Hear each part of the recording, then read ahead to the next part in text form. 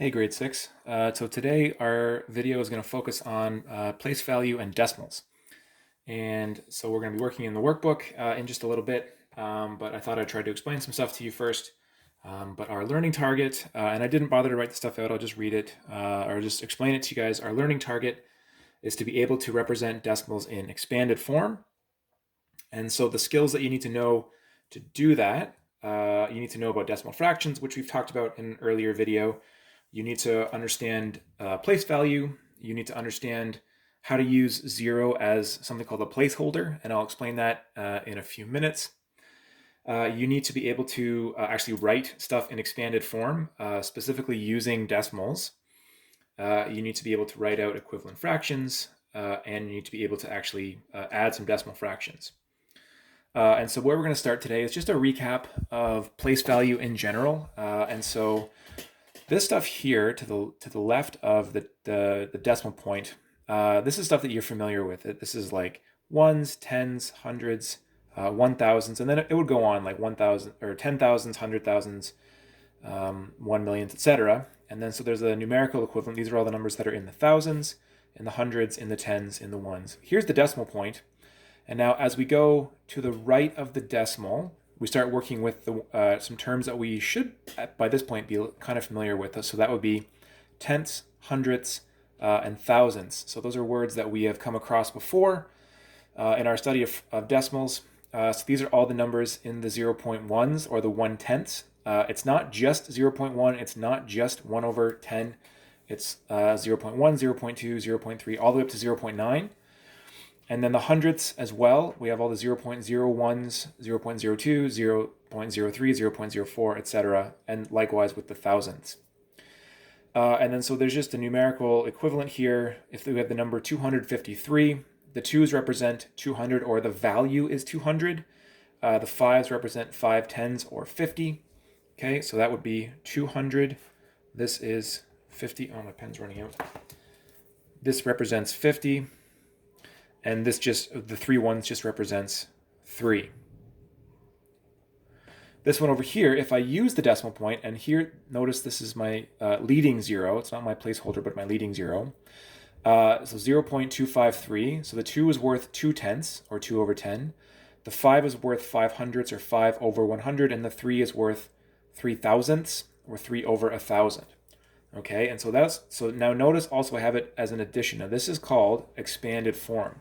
I take my decimal here, 0.253, and I can say, well, that's 2 over 10 plus 5 over 100 plus 3 over 1,000. So let's move on to the next page. So the first thing that we're going to kind of work on is writing decimals as a sum of a whole number and a decimal fraction. And so what I have here is I have 3.49. And I want to be clear about something, that it's 3.49, not 3.49. I'm going to try to remember to say it that way, but 3.49. Writing it out in expanded form is going to give me 3 plus 4 tenths, which I have written here, plus 9 hundredths, right? So here's my whole number. I have my decimal point, and then I have my tenths and hundredths.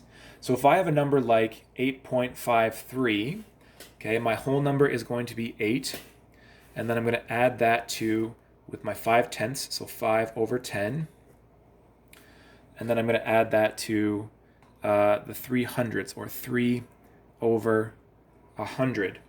And so what might happen sometimes is that you will get a question that has a 0 in it. Let's say you have something like 7.023. And so there's a 0 here. And so we're going to write 7 plus, and in the one case it's going to be 0 over 10 plus 2 over 100, I'm going to run out of room, plus 3 over 1,000, pardon the squishing, but I have my 2 hundredths and my 3 thousandths. For right now I'm going to write 0 over 10, and one of the questions asks you to do that, but there's a note here that generally we can leave out the fractions with a numerator of 0. So in the other question, it would be like 7 plus 2 hundredths plus 3 thousandths, and then you wouldn't need to write that 0 over 100. The next thing that you're going to be asked to do is to start recognizing the value of some given decimals. And so let's say we have a question like 7.393. And here I've underlined the 9 to recognize what it's worth or what the value is. And so we can say that it's 9 over 100 or 9 hundredths. And so you're going to come across some questions where you're going to be asked to do that. After that, you can move on and start going the other way where rather than being given the number that's in decimal notation, we would be given something like this in as a decimal fraction. And so we could have something like 3 over 10 or 3/10, which we hopefully remember from our other video that it's 0.3. And so from a place value perspective, there's a 0 in the ones and then a 3 goes in the tenths column. And so if we have a number like this, 5 plus 6 over 100 plus 8 over 100, that's in expanded form. And I'm going to change that to a number that's in decimal notation. So that's 5 decimal or 5 point. Now notice there's nothing in the tenths column. So I'm going to have to put what's called a placeholder 0 because there's no number in the tenths. And then I have a 6 and an 8. So my answer would end up being, as it comes back into focus, sorry about that, 5.068. And then so if I'm writing it out here, I'm going to put a 5 in the ones column. I'm going to put a 0 in the tenths column because there's nothing there. So I have to use my placeholder 0. I'm going to put a 6 in the hundredths, and I shorten it down. It's hundredths. And then I'm going to put an 8 in the thousandths column. Okay, so moving on. The last couple things that you're going to be asked to do or asked to start recognizing is to be able to recognize what's the smallest place value. And so generally speaking, we look as far to the right as possible that's got a non-zero digit.